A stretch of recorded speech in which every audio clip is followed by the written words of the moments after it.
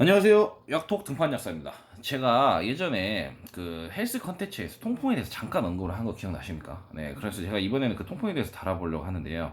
대체 통풍이란 무엇인지, 그리고 원인이 무엇이고, 대체 치료법은 뭐가 있는지, 그리고 이제 어떻게 관리를 해야 되는지 이 정도에 대해서 오늘 알아보려고 하고요. 실제로 운동하시는 분들이 단백질 섭취를 많이 하기 때문에 통풍에 걸릴 위험이 높아질 수밖에 없습니다.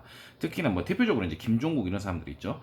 네, 근데 엄청 괴롭습니다. 아무튼 걸리면. 네, 이제 아무튼 이제 거기서 이제 그런 식으로 한번 진행을 한번 해보도록 하겠습니다. 네, 통풍이란 무엇인가? 통풍이 무엇이냐면요. 우리 몸 속에 이제 퓨린이라는 물질이 있어요. 근데 요것이 대사가 돼서 요산으로 대사가 됐는데 요게 이제 우리 몸에서 이제 뭔가 문제가 생겨가지고 농도가 높아지면서 고요산 혈증이 돼요. 근데 그 고요산 혈증이 있다고 해서 무조건 통풍은 아니고요. 어찌됐건 그거에 의해서 이제 뭐 통풍 발작이 온다든지 이런 식으로 되는 게 바로 통풍인데요. 근데 일단은 이게 문제가 뭐냐면요. 엄청 아파요. 예. 근데 어디가 아프냐면요. 어깨, 막 손등, 막 발 뒤꿈치, 막 이런 짜증나는 데가 아파요. 작은 데가. 근데 이제 실제로 엉덩이 관절이나 척추 이런 데는 별로 발생 안 한다 이거예요. 엄청 짜증나죠. 막 이런 데 우리가 자주 쓰는 데가 아프니까. 최악의 경우에는 관리가 안 되면은 이게 신장 기능에 문제를 끼치고요. 요독증까지 유발할 수 있어요. 요독증이 그냥 우리 몸에 독소가 많이 쌓인다고 생각하시면 되는데 그것 때문에 사망에까지 이르기도 한다고 해요. 근데 요즘에는 그러니까 이제 약도 좋고 관리만 잘 해준다면 그 정도까지 가긴 힘들다고 보시면 돼요.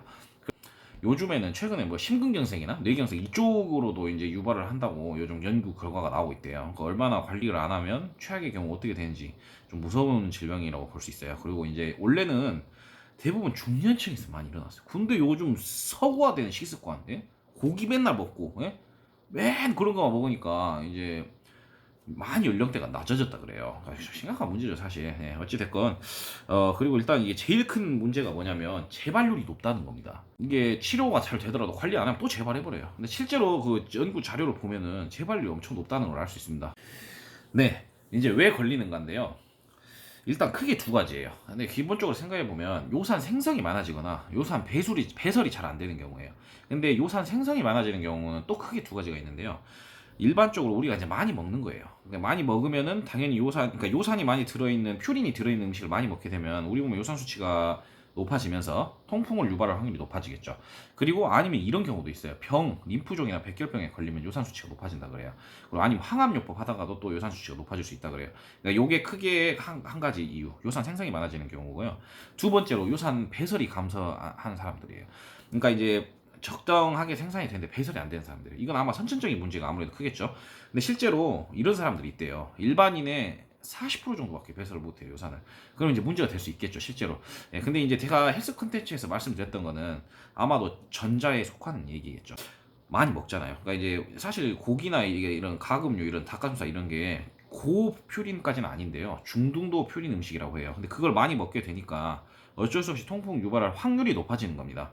먹는다고 무조건 생기는 거 아니에요. 개인차가 있어요, 실제로. 자, 이번에 그럼 치료법에 대해서 이제 관리를 하기에 앞서서 어떤 식으로 치료를 하는지 요건 일단 여러분 알아만 두십시오. 왜냐면 이거 여러분 들어도 사실 저도 어렵습니다.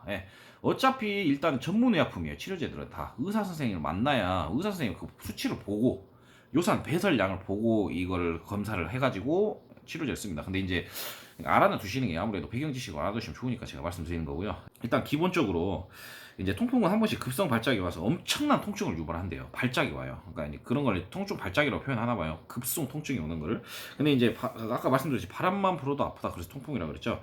근데 일단은 이제 수분을 충분히 섭취해 주시는 게 좋습니다. 왜냐 그래야 아무래도 잘 배출될 확률이 높겠죠. 네. 그리고 일단은 이제 보통 일반적으로 고요산 혈증만 있는 경우에는 치료를 안 하기도 해요. 왜냐면 이게 이제 평생 증상이 안 나타나기도 한대요. 네. 그렇기 때문에 그냥 이제 금주하고 성인병 관리해주고 뭐 요 정도만 그 요산 그 퓨린 들어있는 음식 조금 먹고 요 정도로 관리만 좀 해주십니다. 고요산 혈증이 돼가지고 통풍 발작이 와버렸어. 엄청 아파요. 그럴 때는 어떻게 하겠습니까? 예? 그럼 이제 치료제를 써야 돼요. 근데 이제 이때 어떻게 하면 의사들이 통풍 발작이 오면 일단 일시적으로 통증을 완화시켜야 되니까 진통 소염제나 코리친이라는 걸 써요. 얘가 이제 급성 통풍 발작에 쓰는 치료제라고 보시면 되고요. 이제 그걸 쓴 다음에 일단 통풍 발작을 가라앉힌 다음에 이제 소변으로 요산이 배출량이 얼마나 되는지를 측정을 합니다. 그래서 치료제를 쓰는데 크게 두 가지예요. 바로 요산 생성 억제제가 있고요. 요산 배출을 촉진시켜주는 이 두 가지가 있습니다. 크게. 네. 근데 이 약도 사실 사실 완전 안전한 약이 아니에요. 근데 이제 아무래도 부작용이 있어요. 간이나 이런 신장 기능에 문제를 일으킬 수 있긴 한데요. 어찌 됐건 이제 통풍 그런 부작용보다 통풍 치료를 해서 얻을 수 있는 이득이 크기 때문에 씁니다. 네.